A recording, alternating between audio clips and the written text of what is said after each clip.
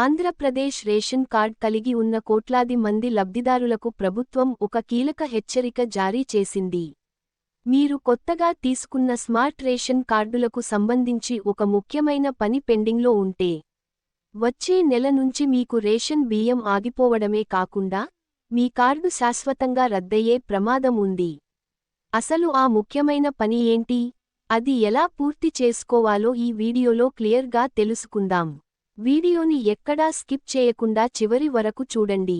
ప్రభుత్వం అమలు చేస్తున్న అమ్మ ఒడి, రైతు భరోసా, పెన్షన్ కానుక వంటి పథకాలు నేరుగా అర్హులకు చేరాలనే లక్ష్యంతో ప్రభుత్వం ఈ కేవైసీ ప్రక్రియను తప్పనిసరి చేసింది. చాలా మంది కార్డ్ లబ్ధిదారులు టెక్నికల్ వెరిఫికేషన్ పూర్తి చేయకుండా పెండింగ్లో ఉంచారు.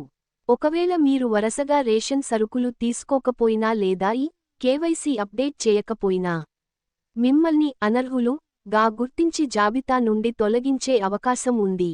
కాబట్టి జాగ్రత్త. మరి ఈ కేవైసీని ఎలా పూర్తి చేయాలి?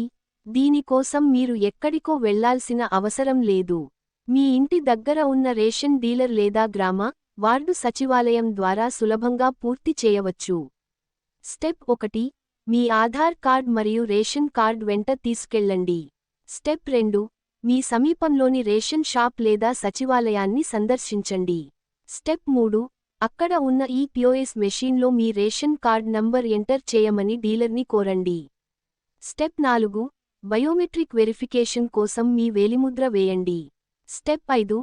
ఒకవేళ వృద్ధులకు లేదా కూలీ పనులకు వెళ్లేవారికి వేలిముద్రలు పడకపోతే కంగారు పడకండి. ప్రభుత్వం వారి కోసం ఐరిస్ స్కాన్ సౌకర్యాన్ని కూడా కల్పించింది. ఇది ఏపీ స్మార్ట్ రేషన్ కార్డ్ అందరికీ వర్తిస్తుంది. కావలసినవి: ఆధార్ కార్డ్ మరియు రేషన్ కార్డ్ నంబర్. ప్రభుత్వం వెంటనే ఏఎస్ఏపీ పూర్తి చేయాలని కోరుతోంది. ఆలస్యం చేసే కొద్దీ రిస్క్ పెరుగుతుంది.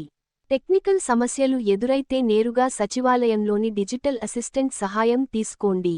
చూశారుగా, ఈ చిన్న పనిని పూర్తి చేయడం ద్వారా మీ రేషన్ కార్డును యాక్టివ్ స్టేటస్లో ఉంచుకోవచ్చు. ఈ సమాచారాన్ని మీ ఫ్రెండ్స్ మరియు ఫ్యామిలీ మెంబర్స్ అందరికీ షేర్ చేయండి. ఎందుకంటే చాలా మందికి దీని గురించి తెలియక కార్డులు కోల్పోయే అవకాశం ఉంది. ఇలాంటి మరిన్ని లేటెస్ట్ అప్డేట్స్ కోసం మన ఛానల్ని ఇప్పుడే సబ్స్క్రైబ్ చేసుకోండి.